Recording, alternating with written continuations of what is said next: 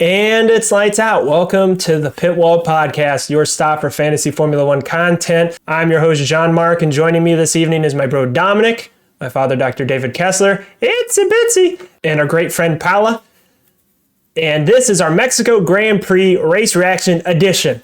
And let's go. I just want to give a shout out to a few of your comments that you guys have been sending on the videos. I appreciate everyone a part of the pit crew in this Pitwall community. Time to Start is now on Reddit. Had this to say. First off, congratulations because you got 258 points this last race. Huge result. Now, according to him, he is now 0.4% in the world. And he's going to use his Mega Driver next race weekend. And if that works, then potentially he could climb as high as the 0.1% of the global league. And so we're rooting for you, and thank you that we're able to be a part of your journey. Which then brings me to Hendrick on YouTube, who says, thanks, dude, because he found the YouTube channel and he's now 200 points ahead of second place in his league. So congratulations on your utter domination. And then also Nate, he says, great channel. It helped me score 245 points last week. That would be the race before Mexico. But it was difficult to not share this podcast with my rivals.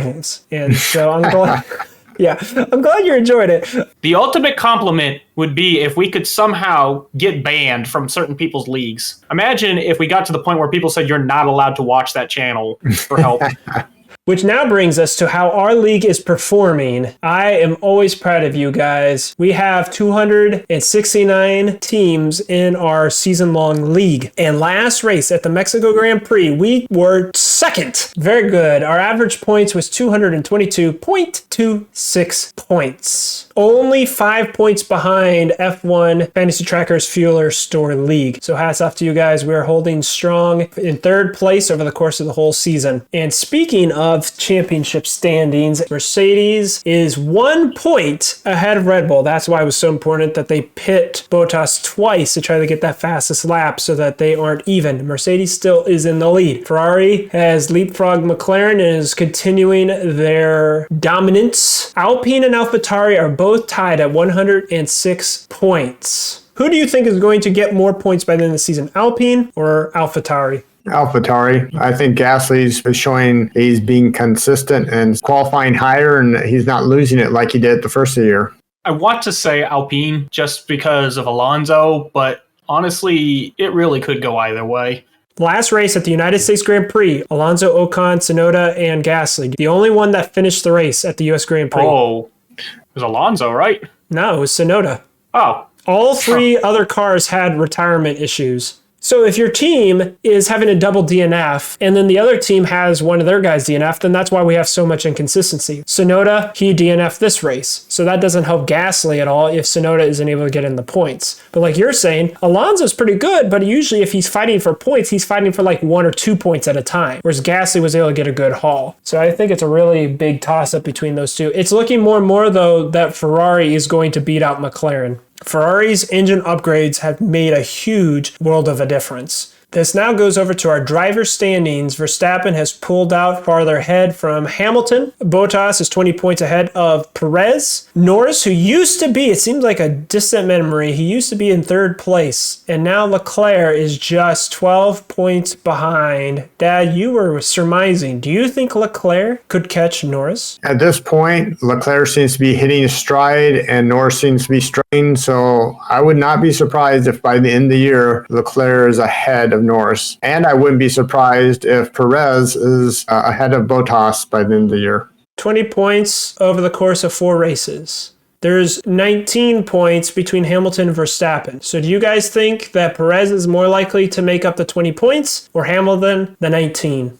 I think it's a toss-up, now that you mention it. Okay, Dominick, what do you think? You said that in the next couple of races, the tracks might be favoring the Mercedes, yeah? Okay, so this is a little tricky. Brazil has favored Red Bull. We don't know about Qatar. But because of the long straights, people think that's going to favor Mercedes. And then Abu Dhabi has always favored the Mercedes. But remember, last season, Verstappen just blew them away on that track. So yes, we could believe that the Mercedes has some advantages, but it's still a toss-up. What are your thoughts, bro? So I would probably say it would be more likely for Hamilton to beat Verstappen than Perez taking Bottas. Okay, tell me more about that. Why? It's not even necessarily that I think Hamilton will take Verstappen, but if these tracks are going to favor the Mercedes more, then I just think Bottas might keep Perez at bay, is what I'm trying to say. Because then Perez wouldn't be able to catch up to Bottas, whereas Hamilton would be able to catch up to Verstappen. I don't know if I think that's actually going to happen, but I think that's more likely to happen. What a race. I think I put this in our text group message chat. They were showing some guy coming out of the pits. He was like 20th place, 19th place. I was like, this is a slow race when they're showing a guy coming out of the pits at the back of the pack racing someone else. Anyways, how do you guys feel? Do you feel like this was a really good race, or because there wasn't a ton of passing, it was pretty meh? I think it was exciting because it was Checo's home race, and so that made it exciting. That Hamilton was able to keep him back was a credit to Hamilton. Some of us were hoping that he could place second, but yeah, I enjoyed it. I was definitely not expecting Verstappen to get into first place from the first turn. It was an interesting race. I feel like Bottas being knocked out hampered some of the strategy we could have seen between the two teams. It was a good race for Red Bull for sure. Right, I agree. If the Mercedes had stayed in first and second place after turn 1, it would have been one of the biggest races of the season, I bet you, because Verstappen would have had to battle Hamilton and pass him, or if Bottas let Hamilton by, he would then have to pass Bottas and then chase down Hamilton, and we would have had this great chase. It could have been like last race, where because he was stuck behind the slower car on the medium tires, he would have minimized some of his effect, then they would switch on the hards, with the Mercedes would have been favored. It would have been very dynamic, but the fact that he was able to make that stellar pass in the first turn meant that he was just unleashed. It was a good result for Red Bull, but as a fan, you didn't get the fighting at the front. But you did get, like you said, Dad, the chase down for second. So that was good. It's interesting to see them showing Bottas in the pits and trying to get the fastest lap a second time. That was kind of interesting. For me, seeing Ricciardo wing get messed up right at the beginning, and I thought Ricciardo was going to be up in the action, but it was interesting to see Ricciardo keep Bottas behind him. That's hey, true. You take my wing off, I'm going to keep you behind me, man. Well, that's interesting, because if both of those guys hadn't got knocked out, then you would have had two extra cars that would have been battling. But yes, Ricciardo keeping the Mercedes at bay was pretty cool. And he did for a very long time. And then Norris, did you guys catch that? Hamilton was getting caught by Perez, and because he wasn't 1.3 seconds behind Norris wasn't given the blue flags. But the dirty air was causing Hamilton to overheat his brakes. That's why Perez was able to do that first attack. And if it had just lasted maybe a lap or two longer, I think Perez would have passed Hamilton. But then once Hamilton got past Norris, then they hit traffic, which then slowed down Perez, and then Perez had to wait, I think, like 5 or 6 laps before he was able to attack again. So then he only had maybe 1 or 2 laps total at the end of the race to actually attack. So that was quite amazing how the Mercedes could not deal with the McLarens. How do you guys feel about Verstappen's driving? Do you think that he has what it takes to close out this championship? He's been driving really good this entire season, and the fact that the points are as close as they are is partly out of his control. There have been several races where things just happen to him, losing a tire, getting punted off the road. He should have considerably more points than he does now, is what I'm trying to say. So I can't imagine why these last couple of races would suddenly be different. So I think he can do it. I think it's interesting that his father was his coach starting off. I watched this Verstappen explaining how he learned to drive, and he was saying his father would not allow him, when he was first beginning the karts, to pass anyone on the straights. He said, anyone can pass someone else on the straights. I want you to pass the person other places on the track. So that's one reason why Verstappen attacks and can pass other places and not have to wait for a straight, which I think is interesting. His father also would take something off the car or add something to the kart and not tell his son, then ask his son, what did I change? So Verstappen had to become really acquainted with his car and how every part worked on his car and how it felt. So Verstappen, to me, reminds me of a young Hamilton and young Michael Schumacher, someone who has had good training plus great instincts. I remember watching a video where they showed him in a go-kart with like gloves on because his dad was making him drive in the middle of winter. because he says you never will be able to race in these type of conditions, but I want you to so you can learn how to control your car better. And so, like you said, all these instinctual things were honed during his karting days. During the Michael Schumacher documentary, they said that his dad, because of the working family not having a lot of money, when another team would throw away the tires, his dad would fish out those tires and put it on his kart, which meant that Schumacher grew up racing with worn tires. Many drivers have problems in the rain. Well, your Hamilton, your Schumacher, your Verstappen, you're seeing certain drivers, or Sainz, for example, because his dad was a rally champion. You see certain drivers that because you're not driving with the top edge, or you're having to be driving with subpar machinery, causes you to become more in tune with your vehicle. So like you said, Dad, that story about messing something up with the car, now he has to be able to feel what's different, what's wrong, and then how can I adapt to that? That's quite interesting. It's now time for our heroes and zeros.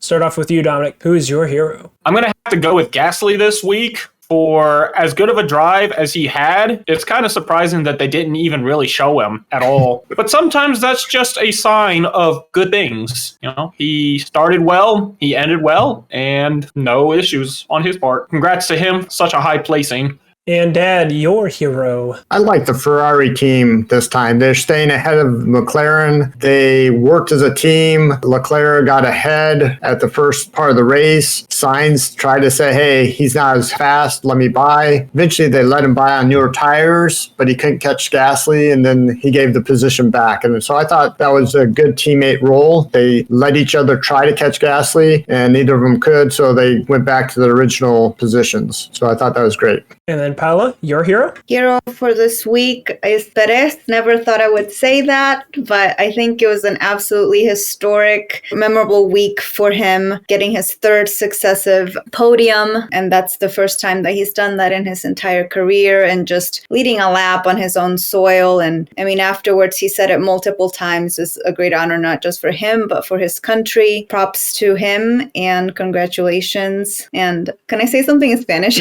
Yep, yes, you can. Felicidades a todo el país de México por una gran carrera, y felicitaciones a El Chaco por el orgullo que nos ha dado a todos los latinos. That's it. This goes to show how much a difference a driver can make for a country. To think that Perez almost was without a drive last season, it could have been a good Mexico race, but it was a completely different race because they thought that they could have a racer on the podium. And so that just felt electric. And so I'm glad that he did well. Which brings me to my hero, Raikkonen. Consistency is key. And here he is. He's going to go and retire, but Raikkonen is still showing that he's got it. You give him the opportunity, he'll get it in the points. So good on you, Raikkonen. On the flip side, let's look at our zeros, bro. Now, you haven't called this a zero. You're calling it a big oof.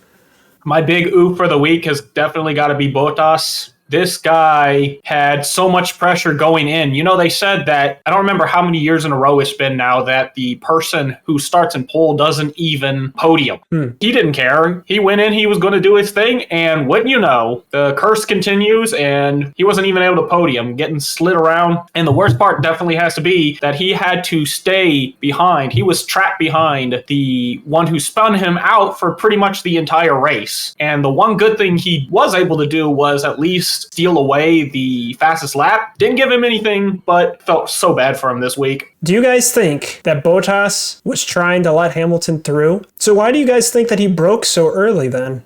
Like, if you look on his onboards, Verstappen owned the corner. Wouldn't you thought that Bottas should have done that, and that would have pushed Verstappen wide? Why did Bottas decide that he was just going to brake super early and let Verstappen on his left go through and then Hamilton on his right go through? It just seems odd that being in first place, you wouldn't be aggressive into corner one.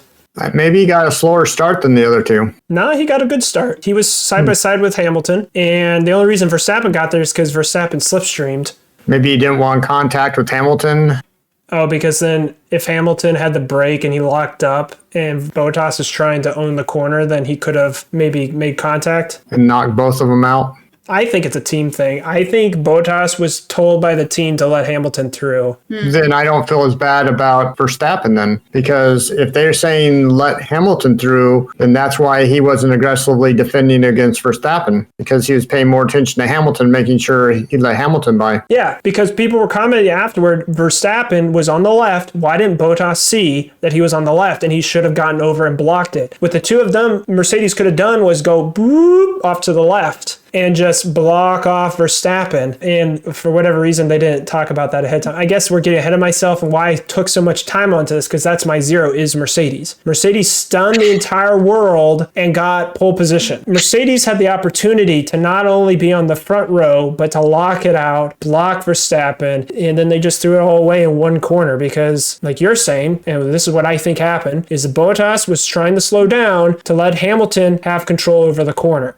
But in doing so, he also recognized that Verstappen was on his left, and he didn't feel comfortable trying to own the corner to fight off Hamilton, but also he didn't feel like he wanted to own the corner to fight off Verstappen either. What he should have done was own the corner and say Verstappen will go wide, Hamilton will just have to deal with it. But then, like you're saying, then that creates contact potential. And so Bottas said, I will just be non-aggressive and pull out. Well, then that means now when he goes to the right, there's someone there. In this case, Ricciardo, who had some brake lockup and wasn't braking as quickly as he could have. Because you have to think about this from Ricciardo's perspective. He's not expecting pole position to be going across the corner where he is. Bottas was supposed to have been braking late in that corner and be much farther away. And this is why they saw as a racing incident, because Bottas should not have been where he was. It was unfortunate that he and Ricciardo were both there, but Bottas should have been way farther, and the contact, if there was any, should have been amongst the front three, not with Bottas and Ricciardo. Paola. My zero this week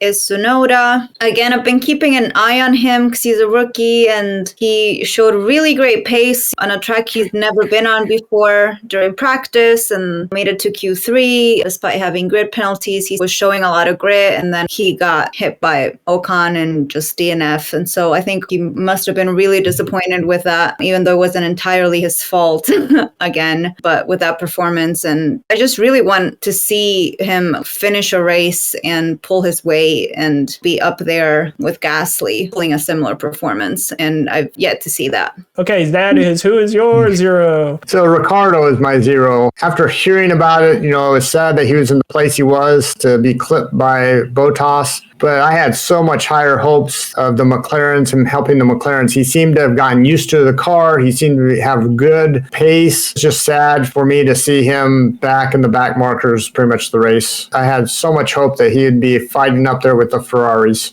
It's time for It's in the Numbers. Last week we had Kesko Ryan once again getting it correct. Hopefully it was a little bit more challenging than usual. The numbers were 1969 and 2018, and the answers were Ix for 1969 and Bottas for 2018. The fastest lap set before there was a change in the layout, and then Bottas with the fastest lap after those changes. So good work, Kesko. Something that Kesko in our conversation, because he had some cool stats and then he got a clue and then he finally got it right. But here is some cool insight to Jackie X's 1 minute 43.050, which was set in 1969, and then Valtteri Bottas's 1 minute 18.741, which was set in 2018. So Jackie X set the fastest lap in a desperate last-ditch effort to catch Denny Hulme. It's actually funny because in our last podcast, we didn't know how to pronounce that New Zealander's name. Now we know. Danny Hulme, and that record wasn't beaten the following year in 1970. The layout then had two changes, and the last one being in 2015 before Mexico was given a position on the calendar again. And then Valtteri Bottas set the fastest lap in 2018, which was then not beaten in 2019. And fun fact, Bottas was lapped that race. So we have in both years someone setting a fastest lap, and in the following year it was not broken. So thank you, Kesko, for sharing those amazing facts. Now, Dad, share with us this week's It's in the Numbers. The numbers are 88340. The hint is a Mexican Grand Prix weekend, and I want you to name the drivers. Should be interesting. If you get it and can explain it, we'll be happy to give you a shout out. And now we're on to our pit wall picks, looking at our driver lineups, not only the day trading for this coming week, but because there's a lot of people who are sitting on wild cards, people who are sitting on mega drivers, there's going to be a lot of movement, but then we have to decide who we're going to pick for our teams with only 1 week between this race and the Brazilian Grand Prix. We'll start it off with you, bro. Tell us about your lineup and your strategy. I was pleasantly surprised with the results of my team this last week. It didn't get me into the top 10, but I'm working with the small amounts of money I have. And as you could see, I have quite a few drivers that are in the green right now. Some of them looking really good to get me that 0.1. I switched out to get Raikkonen just because he's in the green. He will probably be switched out later down the week once all of this is said and done. So that's what it's looking like right now. Okay, so your main strategy is day trading, but it seems like the only people you'd probably trade out for the race would be either Raikkonen or Signs. Yeah, at the moment. Well, that's a good solid strategy, especially as you're trying to get your team value up. Dad, let's look at your lineup. I was a little disappointed, or massively disappointed. Norris has been going down and down, so I'm not surprised that he's about to lose a 0.1 million, which means I'm probably not going to keep him on my team. I was a little concerned about Gasly because sometimes it seems like he qualifies high and then he gets passed, but I was pleasantly surprised that this last race he went in fourth and pretty much stayed there. So I'll probably pick up Gasly for Norris, and if I can pick up another 0.4 million, I'll probably change the signs to Leclerc. Leclerc. I think it's funny that the 1 week I finally switch out Gasly is the week he decides to just be so good. Well, here's the problem. He DNF'd the previous week. So, like, someone was putting a comment, why aren't we talking about gas? I was like, well, maybe recency bias. But then I revisited when we went to the 3 statistical secrets, and for one race, he actually did a really solid drive, and it paid out. And so that's what we're going to look at for Brazil. Brazil is another one of those tracks where you can have crashes in the opening laps, and so hopefully he can stay clear of trouble and qualify well. Paola, let's look at your lineup. I was actually pleasantly surprised by how my lineup did this week, but like Dr. Kessler mentioned, Norris has just been going downhill the last couple of races, so I would be looking to trade him out and put in Perez instead,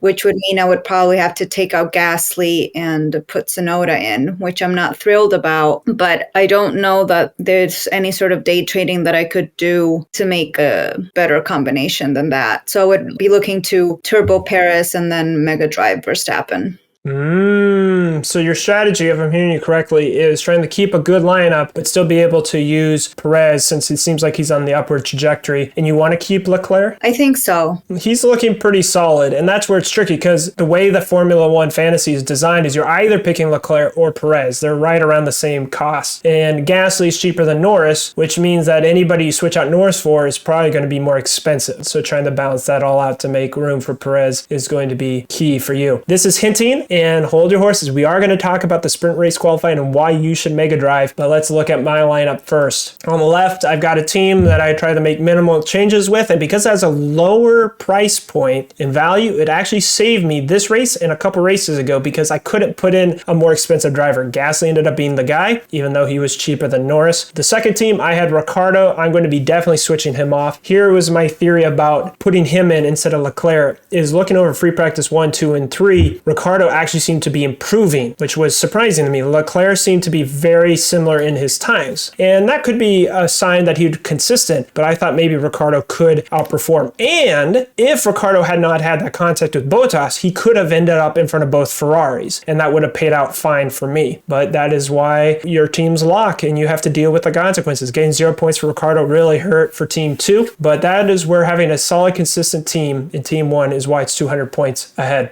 Yeah, I was going to ask about, I do have Sainz, and Leclerc seems to be doing a little better. He finished 1 place higher on the race, but I didn't catch how much points he had and whether or not he'd be worth the extra $3 million. Can you help me on that? Yep, let's shoot over to our Google spreadsheets. This link will be in the description below. So under the rank tab, you can look at score. Okay, we're going to find Leclerc, who is ranked with a average score of 20. Sainz is an average score of 19. The last 3 races, Leclerc is averaging 26 points and Sainz is 19. So then that tells you that Leclerc has been outperforming Sainz. Now, if we look over at our prices, we see Leclerc 17.6, Sainz is 14.8. So you have almost 3 million difference. Now, when we look at value, that's important. So we have Sainz, which has a 1.3 points per million and a value of 1.2. To put this in perspective, Norris has the highest with a 3.4, Verstappen with a 3.1, and then Sainz. Now, Norris is probably going to continue to go down because of the Ferrari surge in pace, but it also could just be that Mexico was not good for the Mercedes engines and hopefully he'll bounce back. But if you look at Leclerc, he gets you 1.1 million and a 0.5% value. So let's put this in perspective. If Leclerc costs 3 million more than Sainz and they both were scoring 1 point per million, then you could say Leclerc should score you almost 3 points more per race. Over the last 3 races, as we pointed out, Leclerc was scoring 7 points more than Sainz on average per race. But over the course of the season, Leclerc usually only scores 1 point more than Sainz. And that's why we said in the middle of the season, Sainz was better than Leclerc. Because of the price that Leclerc was costing you, he wasn't getting at least 3 points more per race. But over the last 3 races, Leclerc is doubling that. And he's getting an average of 7 points more. And that's why considering Leclerc over Sainz would be good. Going over to our positions gained and lost,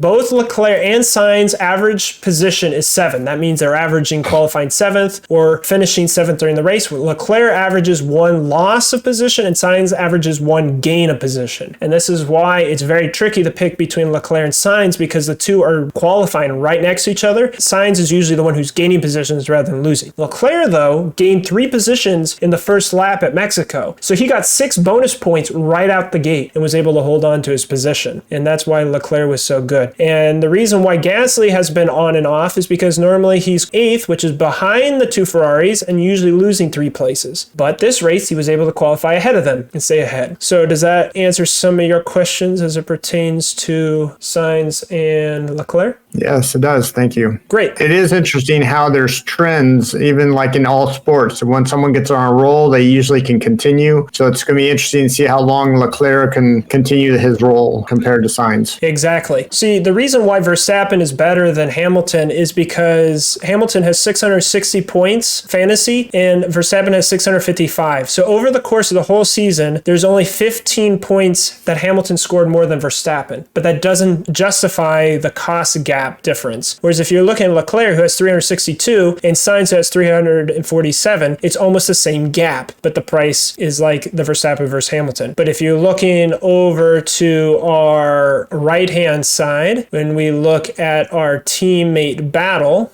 we scroll down the Ferrari and we see that 2/3 of the time Leclerc is outperforming his teammate Sainz. So that means 60% or 66% of the time he's out qualifying or finishing the race ahead of his teammate, which means that he's getting those bonus points. With the new Ferrari engine, Leclerc, who's really strong at qualifying pace and is able to continue that into race pace, then he's going to be the option moving forward. That's a really good reminder to be looking at this tab because I mentioned earlier that I would be having to downgrade probably from Gasly down to Tsunoda. But looking at this, it might be worth to actually do some day trading, maybe with Sainz or someone else to pick up Raikkonen instead of Tsunoda. I mean, just looking at how much the average amount of points the last couple of races, you're looking at Raikkonen with 11 and Tsunoda with -1. Same thing with positions gained or lost. Raikkonen has that average of 3, where Tsunoda is basically nothing. Well, thank you for pointing that out. And so while Dad and I were comparing teammates, you were able to compare 2 separate drivers. And Gasly is going to get all those teammate bonus points for beating Tsunoda. That's probably where some of Raikkonen's points are coming from, is just by outperforming his teammate routinely. Giovinazzi, who's actually 0.3 million less than Tsunoda, might even be the better pick. Yeah, let's look at that. So Gio, his average value is a 0.9. So Gio isn't even getting you 1 point per million, whereas Tsunoda is giving you 0.4. So yeah, Gio is returning over double what Tsunoda is giving.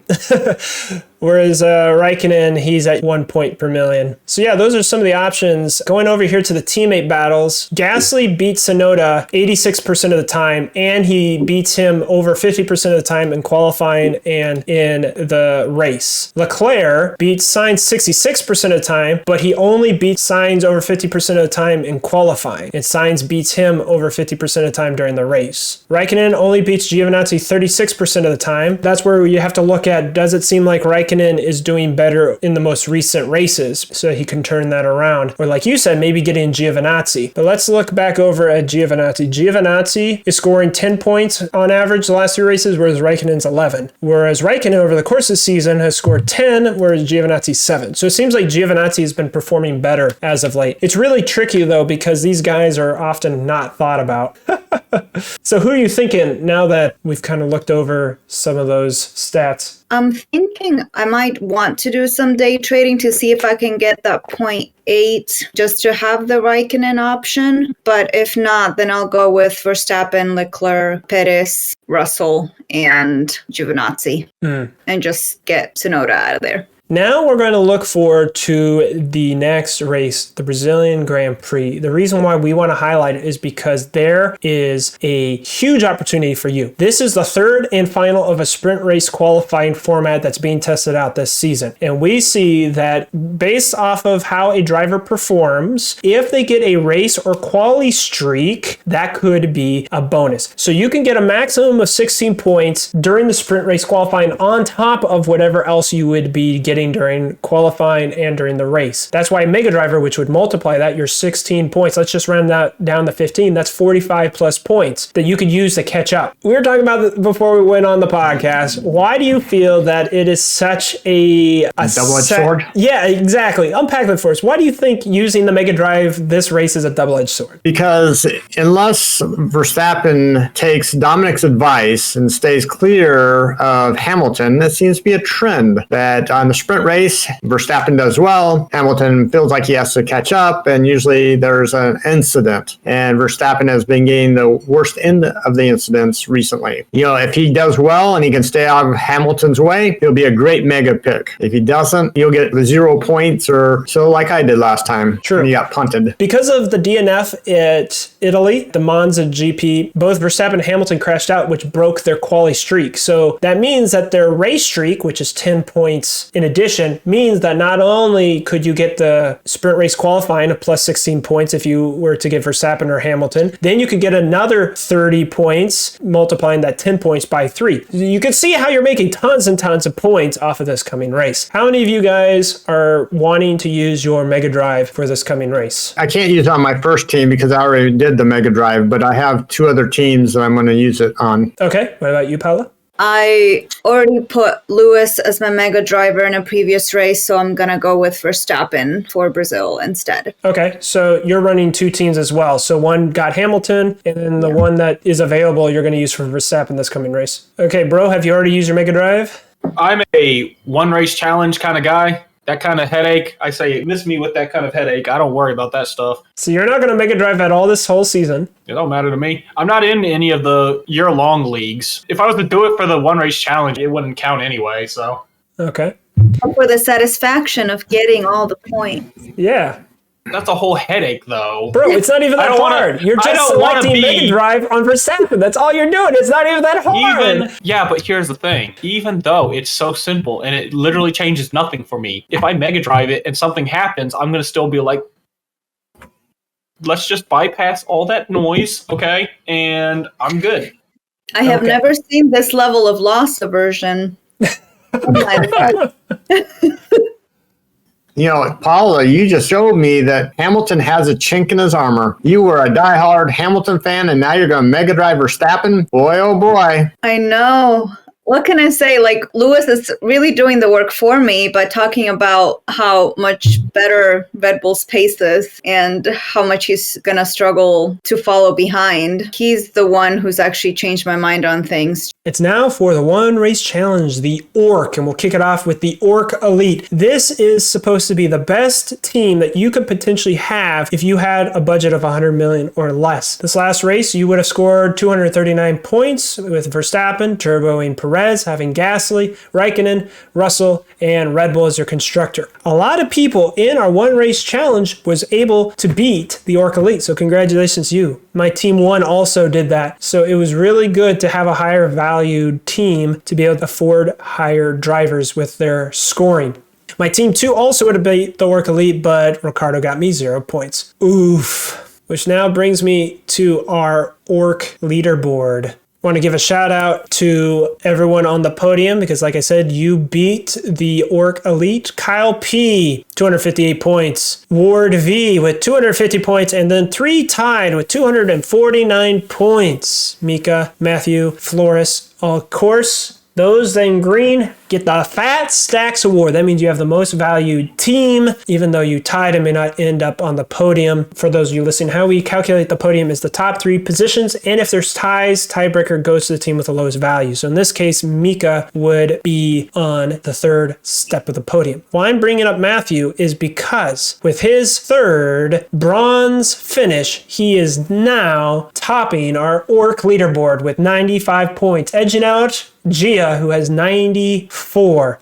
Just to put this in perspective, everyone, this is how great our community is because first place, Canada, then Italy, then Finland, then Belgium, then Dad with the United States, then Singapore, then me for USA again, then another Canada for Kyle P, then we have China and India. With the exceptions of Canada and the US, every other position is completely different. And so that goes to show how varied we are. I enjoy having everyone part of our One Race Challenge. Here is the graphic, which I get to make custom whenever you have 10 new people. And you'll notice that even though Stefan was rated number 1, he used his Mega Driver. We still want to give a shout out to you because you have the highest team score this week with 339 points, deciding to Turbo Perez and Mega Drive Verstappen. Good on you. In our One Race Challenge, in order to get on the ORC leaderboard, you need to realize these 2 things. First is if you use your Mega Driver, we use the base point, so we don't use the ×3 multiplier. And then the second thing is we will only accept 1 team from 1 person submitted during that race. In order to qualify for a One Race Challenge, we take the teams that were locked in when qualifying started. And so there were some teams that are showing up now, but weren't included in our top 3. Also, Gonzalo, you did your Mega Driver. Jorge, you did your Mega Driver. Good job. So the number 1 position, Kyle, with a value of 111.7, ran the Sainz, Norris, Gasly, Verstappen, Perez, Red Bull combo. And if, when I subs out Norris, if I had stuck with Leclerc, which is what I should have done, then I would have been right up there with the podium opportunities as well. But Gasly was a good pickup for people. And as some people pointed out, Norris, I didn't notice this when I did the 3 statistical secrets, but it came out afterward that the reason why Norris was good to keep is because McLaren wanted to get Norris's toe to have him qualify as high as he possibly could. So Norris actually was able to get in the top 10, get his +5 points for his quali streak. Then he was able to get more position points and still finish high enough to get his 24 points. And so Norris ended up being really good. Whereas some other drivers in the past would have problems because they aren't motivated to qualify high.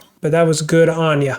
Second place with the Belgium. The difference for him was instead of having Norris, he had Raikkonen. Those in 3rd place, we had Matthew, who had Ocon instead of Norris. We had Mika, who had Leclerc and Russell as his combination. And then Flores, who had Leclerc and Russell and Gasly. So we had different combinations that still got the same result. How about that? I, because Ricardo got me 0 points, was 43rd out of 45.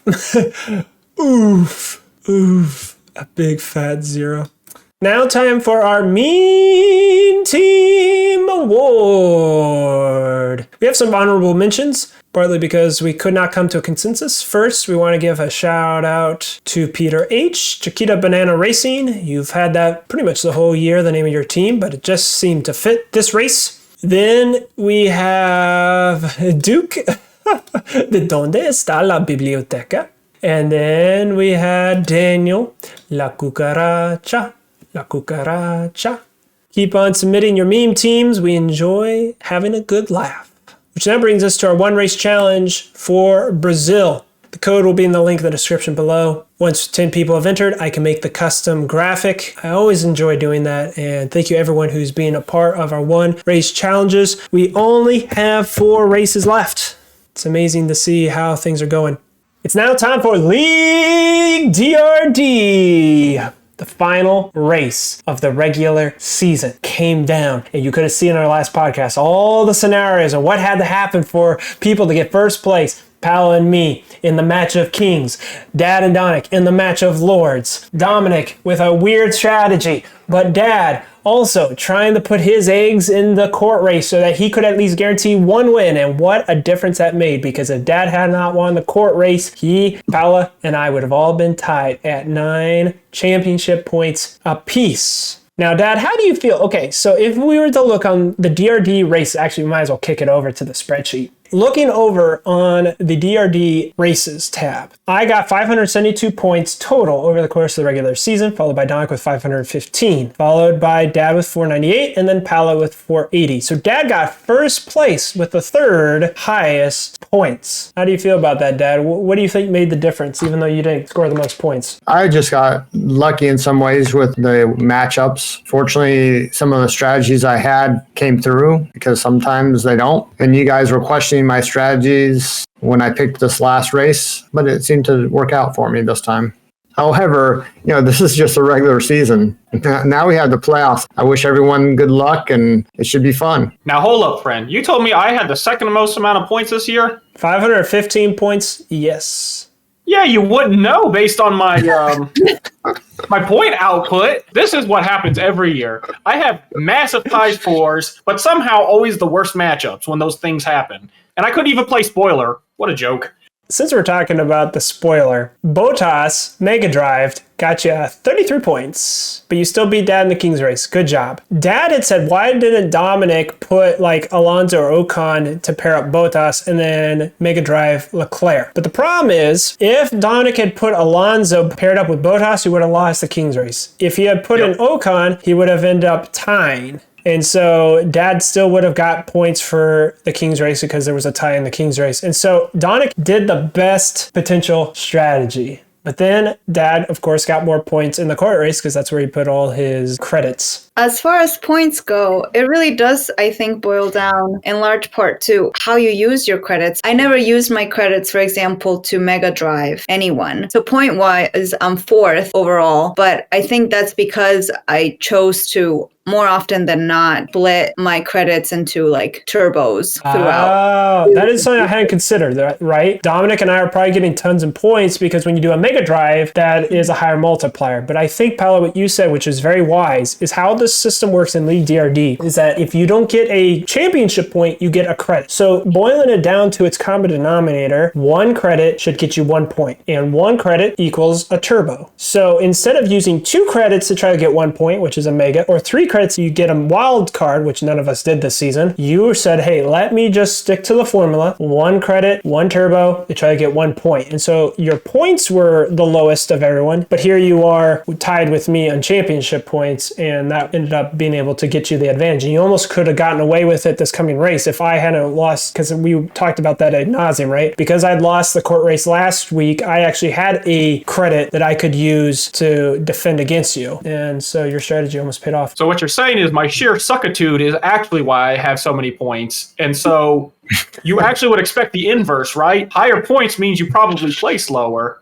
Interesting. Well, I think over the course of the season, I earned the least amount of credits. Let's double check this. Paola got 5 credits. I got 5 credits. Donna got 8. Dad actually got the fewest amount of credits the entire season, and Dad ended up winning. So it goes to show that King's races where you're getting 2 championship points, that's where the difference was made. So you're saying that Dad did the best because he did the best. Interesting.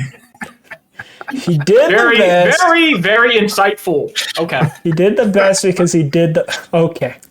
All right, then. Well, now we're going off to the playoffs. Let us clear out everything because there are no keepers for the playoffs. just for my information, who actually came in second? Who had the tiebreak between you and Paula? Tiebreakers go to the one with the most King's Race wins. I won the King's Race and I had 5 King's Race wins and she had 3. So I have the tiebreak, which means I'm second seed. Paola's third, Dominick's fourth, Dad's number 1. The same matchup we just had with Dominick versus Dad is going to continue on, and then the matchup between me and Paola will also. But the format is now different. Because Dad has number 1 seed, he actually gets to draft first, where in the past, the lower seed drafts first. This isn't like a King's Race court race. This is what we call a battle race. So it's your drivers being paired up, and there's no cap or no floor. It is their pure points that they get. And so then you would pair driver number 1 versus driver number 1. And so you want 3 solid drafts, and the 4th you get to not include.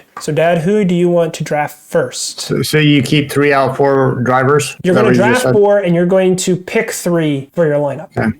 So I'll go with Perez. Okay, Dad is drafting Perez. I'm going to go with Sainz and Bottas. Now, Dad, with Perez, your options are Mazepin, Schumacher, or Tsunoda. Now, remember, Schumacher and Tsunoda, since they DNF'd, that's the equivalent of drafting 20th.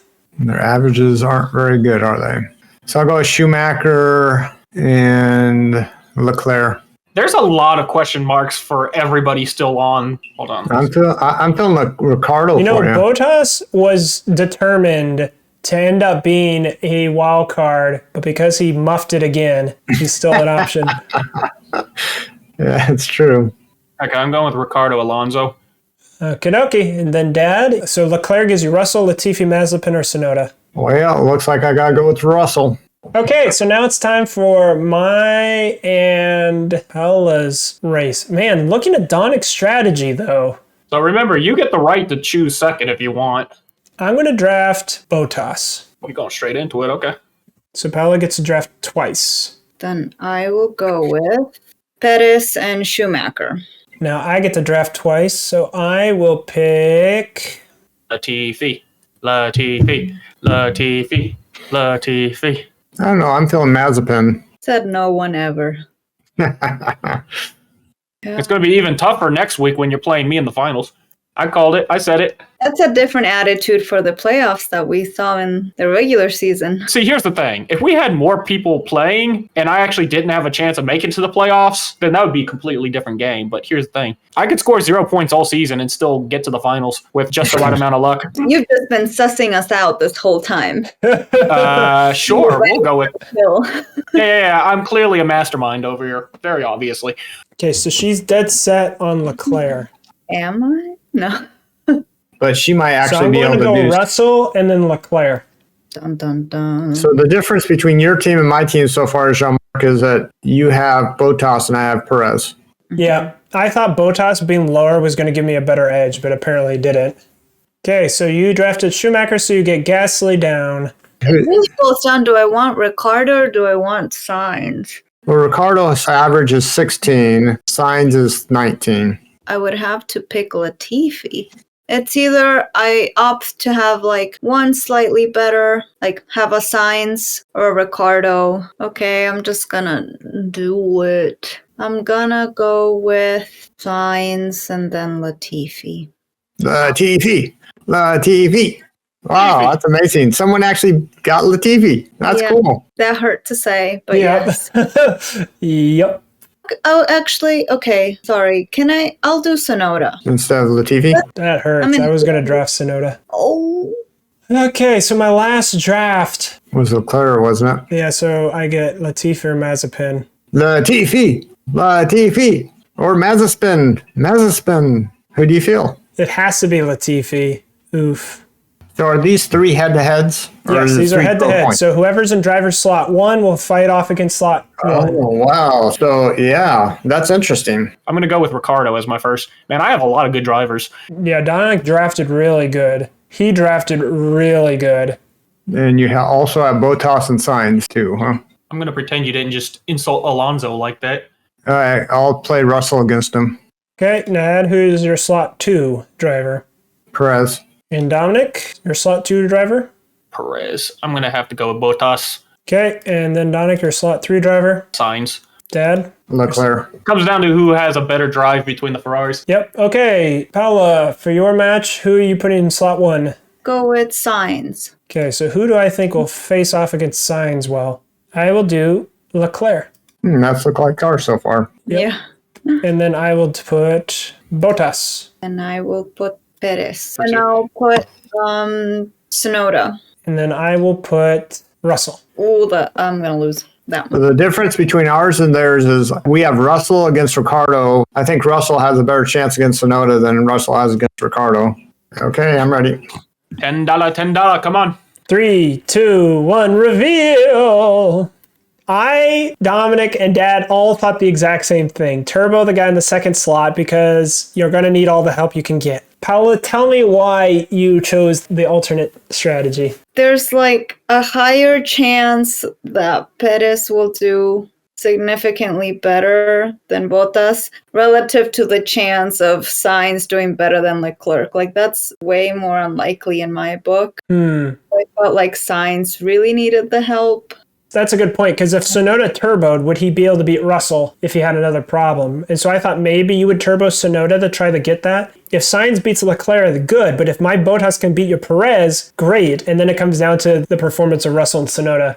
Dad and Dominic, I guess you guys put it all down to who wins out between Perez and Bottas? Yeah, I'm pretty sure that Ricardo is going to beat Russell. So you're pretty sure then that Leclerc is going to beat Sainz? Yes. Dominic? I'm going to see what happens. I'm going to see what happens with Verstappen's. And there you have it. Thank you, everyone, for joining us for our amazing podcast with 1 week between now and the Brazilian Grand Prix. And also because of Thanksgiving, that's going to be pushing around the United States. There'll probably be some vlogs and other things that'll be out of the ordinary. But thank you so much for being a part of this amazing community. Thank you, bro, for joining me. Dad, it's a Bitsy, and Paola. And again, I've been your host, Jeanmark. And until next time, we'll see you on the pit wall.